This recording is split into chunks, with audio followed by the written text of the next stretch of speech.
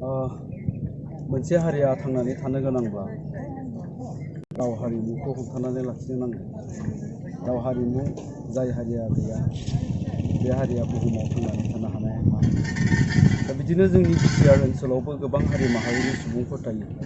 बे मोनफ्रोमबो हारि माहारिया जाहाथे गावबा गावनि हारिमुखौ लाखिनानै गावनि हारिनि सिनायथिखौ होनो हायो।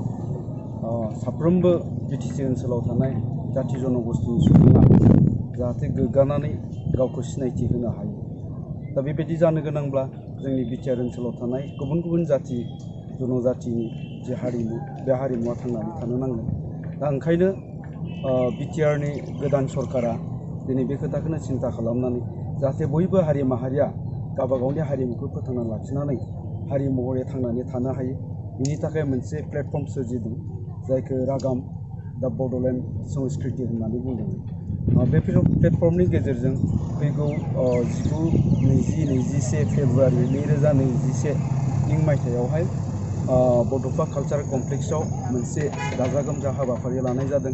जाय हाबाफारियाव बिटिआरनि मानगोनांसि बिथां प्रमद बर' सारजों लोगोसेनो माखासे एक्सपार्टफ्रा गुबुन गुबुन हारिनि महरगिरिफोरजों सावरायलायनो लानाय जादों।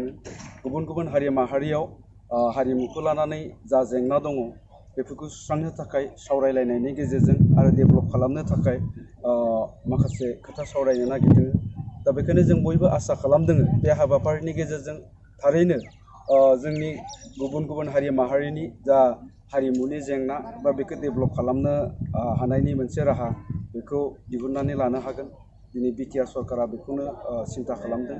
आसा खालामदों उननि समफ्राव बे गोदान बिटिआर सरकारनि गेजेरजों साफ्रोमबो हारि माहारिया गावबा गावनि हारिमुखौ हमथानानै गावनि हारिखौ फोथांना लाखिनो हायो आरो जायनि गेजेरजों कमिउनिटि हेपिनेस बे इस्टाब्लिशमेन्टआ जानो हायो।